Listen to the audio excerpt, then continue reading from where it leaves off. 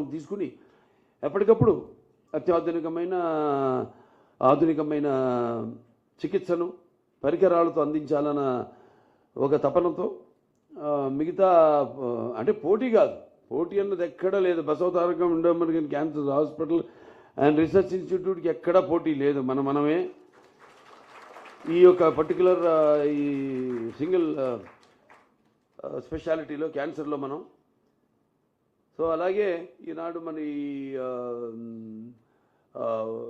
ఈ robotic radical మన నెక్టోటమీ అయితేనేమి, లేకపోతే ప్రాస్టెక్టమీ అయితేనేమి, వీటిలాంటివి ఇంతకుముందు చేసాం. 600-800 పైగా చేసాం. ఎప్పటికప్పుడు మనం దాన్ని మన 4th జనరేషన్ కూడా ఈరోజు మనం ఆసుపత్రికి తీసుకురావడం జరిగింది. అలాగే ఆసుపత్రికి ఎప్పుడు ఏ అవసరం ఉన్నా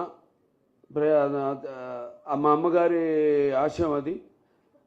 ప్రతి పేదవాడికి కూడా అత్యాధునికమైన ఈ యొక్క చికిత్స, ఆధునికమైన ప్రపంచ పరిణామాలకు తగ్గట్టుగా, ప్రమాణాలకు తగ్గట్టుగా మన వైద్య సేవను అందించాలి, అతి తక్కువ ఖర్చుతో అని ఇలా చేసుకుంటూ పెడుతున్నాం.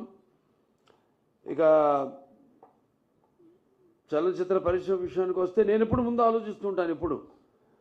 అందుకే ఇవాళ నేను ఎవరితో అయినా ఒక సమిష్టి కృషి అంటాను. వాళ్ళ ఆసుపత్రి వాళ్ళ ఎంత బాగా నడుస్తుందంటే మనందరి సమిష్టి కృషి, సహచార బోర్డు మెంబర్స్ అయితేనేమి, డాక్టర్స్ అయితేనేమి, లేకపోతే నాన్ మెడికల్, పారామెడికల్, అలాగే నర్సింగ్ స్టాఫ్ అయితేనేమి, అందరి యొక్క సహకారాలతో, దాతలు అయితేనేమి, బ్యాంకర్స్ అయితేనేమి, లేకపోతే ప్రైవేట్ పరిశ్రమలు అయితేనేమి, సెక్టర్స్ అయితేనేమి, లేకపోతే ప్రభుత్వాలు అయితేనేమి, మన వారందరి సహాయ సహకారాలతో ఈనాడు ఈ ఆసుపత్రి ఈ స్థాయికి వచ్చింది. ఇంకా ముందుకు తీసుకెళ్తాం. ఇంకా ఎంతో, ఎందుకంటే మనం ప్రతి చేసే నిస్వార్థంగా చేసే మన ఏదైతే ఇది నో ప్రాఫిట్ నో లాస్ చూసుకుంటే ప్రతి వాళ్ళు కూడా మన సేవలు గుర్తించి మనకి ఎంతో అండగా ఉంటున్నారు. వాళ్ళందరూ కూడా నా కృతజ్ఞతలు తెలియజేసుకుంటూ, మరి సినిమాల విషయాలు ఇది సినిమాకి ఇచ్చారండి. సినిమాను కూడా అంటే కళ్ళు మూసుకుంటే కలిగేది కన్నా కళ్ళతో అభినయించేది కళ, నిద్రపోతున్నప్పుడు కనేది కళ, నిద్రపోతున్న సమాజాన్ని మేల్కొల్పేది కళ. దానికి రామారావు గారి ఒక నిదర్శనం. ఎందుకంటే అనేది ఎప్పుడు రుణం ఉంచుకునేవారు కాదు. అది రుణశేషమైన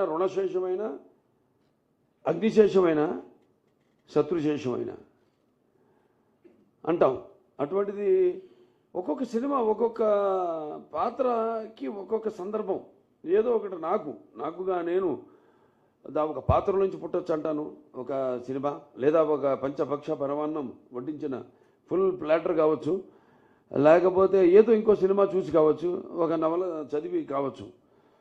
సో అలా ఒక్కొక్క సందర్భం నాకు అన్నీ అలా కలిసి వచ్చింది కాకతాళీయంగా అని చెప్తుంటాను మీతో. ఇప్పుడు ఈ నీటి సమస్య గురించి తీసాం ఈ సినిమా. నేను ఒక హిందూపూర్, అటు అనంతపురం జిల్లా, అంటే అటు తక్కువ వర్షపాతం ఉన్న రెండో ప్రాంతం ఆఫ్టర్ జైసాల్మేర్, రాజస్థాన్. దానికోసం ఎంతో పాపం హెచ్ఎన్ఎస్ఎస్ ద్వారా నీళ్ళు అందించడం హిందూపూర్కి, పట్టణానికి డైరెక్ట్గా అక్కడ చెరువులన్నీ నింపడం, అలా చేయడం.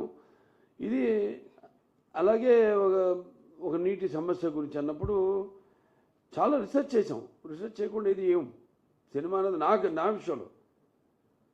ఇప్పుడు 3 గాజెస్ ఉంది చైనాలో, వాళ్ళు కట్టి భూ భ్రమణమే, the rotation of the earth is slow down అన్నారు బై నాసా. ఒక 0.0 అది పరిగణకు చాలా తక్కువ అనుకోవచ్చు మీరు. ఇంకెన్నో జనరేషన్స్ ఉన్నాయి. అలాగే ఇప్పుడు బ్రహ్మపుత్ర మీద బ్రిడ్జ్ కట్టబోతుంది మళ్ళీ చైనా అన్నారు. అది ఒక్కసారి గేట్లు ఎత్తేసారంటే it's going to be water bomb.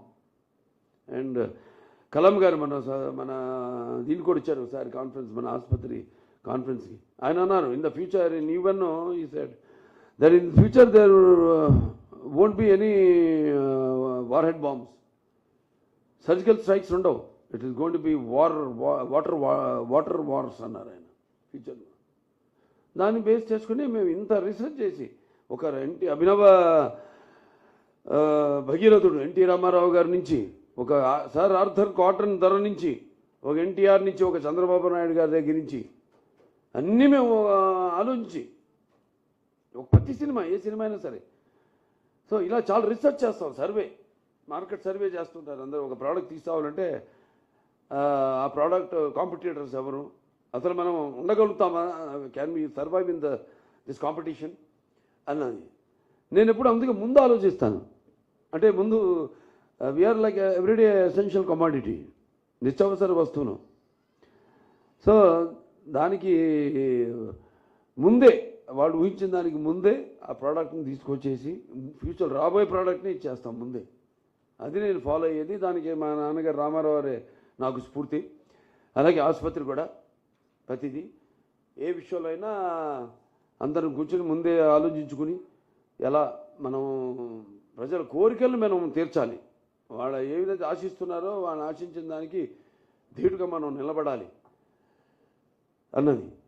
So ఈ యొక్క విషయంలో అందరికీ కేవలం ఇది కలకిచ్చినట్టు కాదు, మొత్తం ఇది మా నాన్నగారు అమ్మగారికి నేను అంకితం చేస్తున్నాను. నా ఫైనల్ వస్తుంది, అది కూడా బాలవాక్ బ్రహ్మవాక్కు. డెఫినెట్గా తప్పకుండా రామారావు గారికి అతి త్వరలోనే భారతరత్న ఇచ్చి తీరాల్సిందే. Is my demand. నాకు ఇచ్చినందుకంటే కూడా ఐ వాంట్ నాన్నగారికి భారతరత్న రావాలి. ఎందుకంటే ఏదైనా అంటే మన దేశంలోనే ఒక సంస్కరణను, అంటే పేదవారికి ఒక ఈ ఇన్సెంటివ్స్ అయితేనేమి, ఇవన్నీ తీసుకొచ్చిన ఎంతమంది ఉండొచ్చు, అంతకుముందు ప్రధానమంత్రులు ఉండొచ్చు, వాళ్ళ లిబరలైజేషన్ చేసి ఉండొచ్చు కంట్రీని.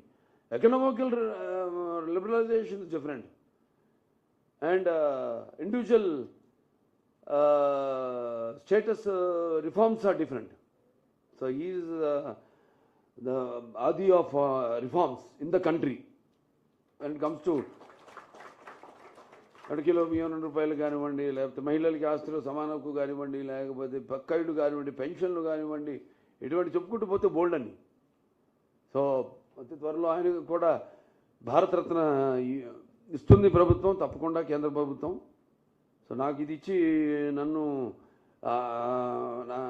ఈ పద్మభూషణ్ భరించినందుకు, అలాగే నాతో పాటు ఎంతోమంది వివిధ రంగాల్లో వాళ్ళని కూడా ప్రభుత్వం ఇచ్చి సత్కరించుకుంది. ఇది నాకు ఇవ్వడం అంటే నా చలనచిత్ర పరిశ్రమకు గౌరవించినట్టుగా నేను భావిస్తూ, మరి సేవారంగంలో ఇటు మన Basavataraka Indo American cancer hospital అయితేనేమి, అక్కడ నా హిందూపూర్ ప్రజానికం అయితేనేమి, వాళ్ళందరికీ కూడా ఈ గౌరవం దక్కినట్టుగా భావిస్తూ నేను సెలవు తీసుకుంటున్నాను.